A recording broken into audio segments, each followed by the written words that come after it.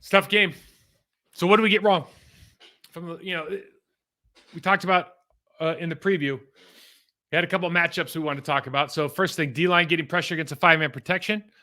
They ran a lot of 5-man. They wanted to get 5 people out in the passing game.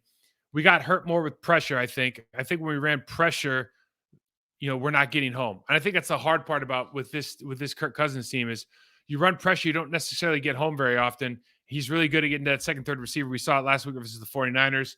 There's kind of a two-part problem there, right? You got to cover long enough to hold up to get that pressure. And then you even saw that look when I highlighted Quay when Alexander got beat on the wheel out of the backfield.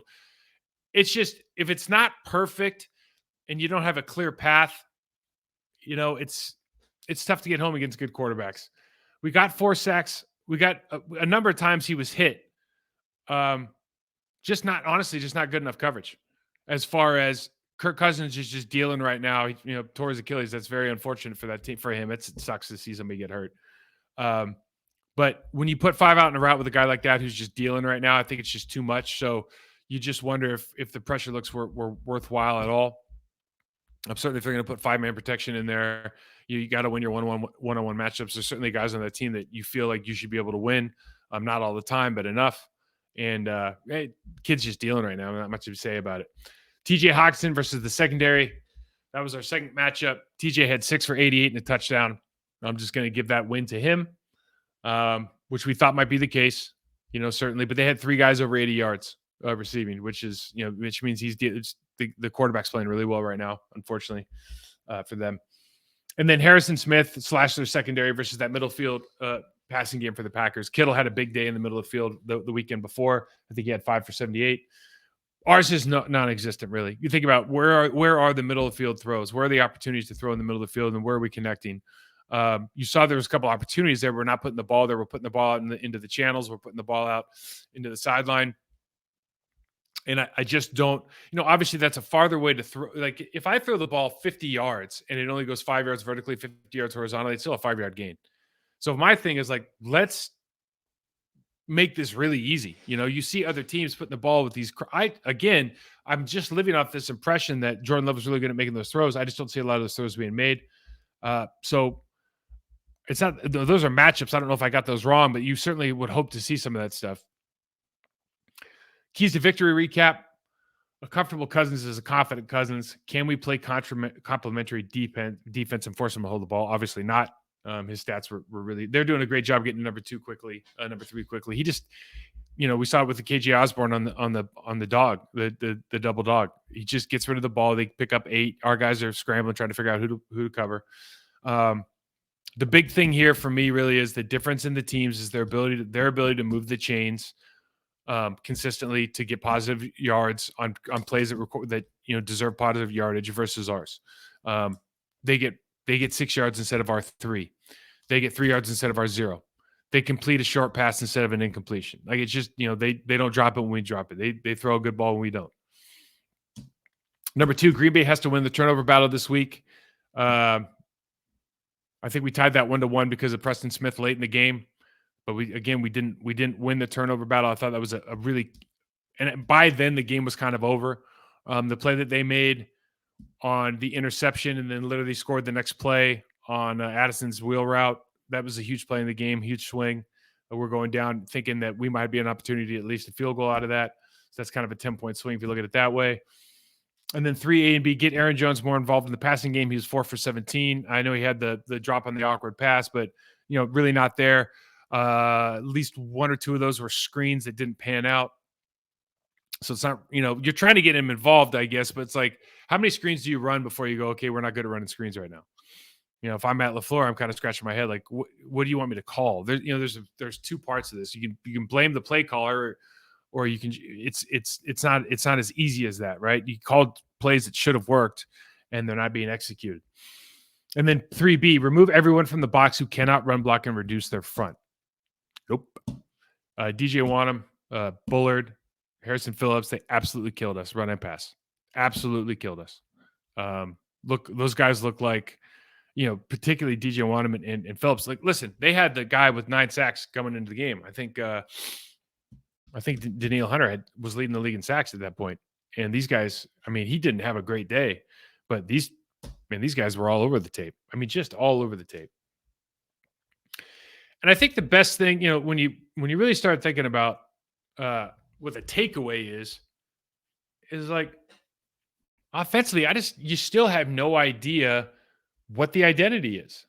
They do a lot of stuff on a very average level. In other words, if you went to a basketball player and said, "What do you do well?" They'd say, "I shoot well. I play defense. I'm a great passer. I have good court vision."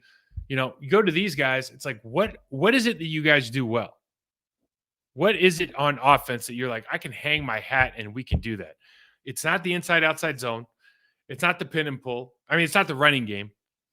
And in the passing game, I just don't know from a concept standpoint. The screen game hasn't been what you think it should from a blocking standpoint or a receiving. I mean, you see the one with Dobbs. I mean, it's a bad block by Watson, but get 5. I mean, sometimes you just got to go.